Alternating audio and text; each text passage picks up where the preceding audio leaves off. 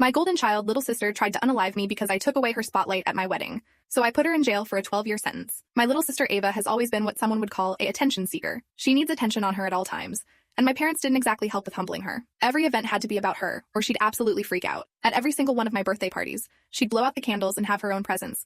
And God forbid she had to watch someone else get something she didn't have. I felt like I was invisible growing up because my parents hardly cared about my achievements or my events, as they were always focused on the attention Ava deserved. Ava was extremely premature and even died 5 times as a preemie. So my parents treat her like a little angel because they almost lost her. So whenever Ava acted up, they turned a blind eye. Ava even had a nasty habit of trying to take the attention of anyone who tried to even look in my direction. Every single boy I've dated suddenly ghosted me and started showing up at our house asking for Ava. I was sick of it. So when I was 18, I distanced myself and went to a college out of state.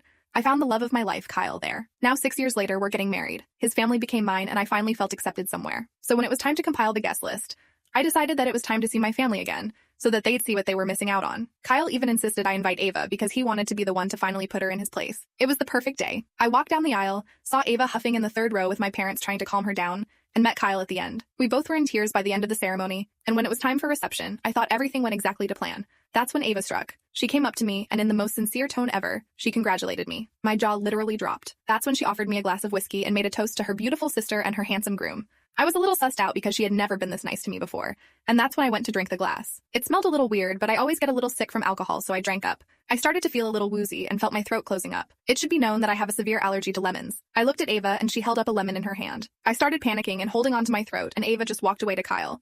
She even twirled her hair at Kyle while I was literally dying. Kyle looked my way as soon as she came to him and ran to me with an EpiPen. I had to go to the hospital because my throat was extremely damaged and had to miss my honeymoon. So when the cops came to my room asking me what happened, I told them exactly what happened. Ava poisoned me. You should have seen the way my phone blew up after Ava got arrested.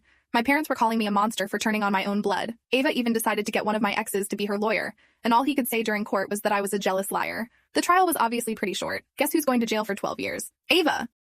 Click the link in my bio to get the full story for free.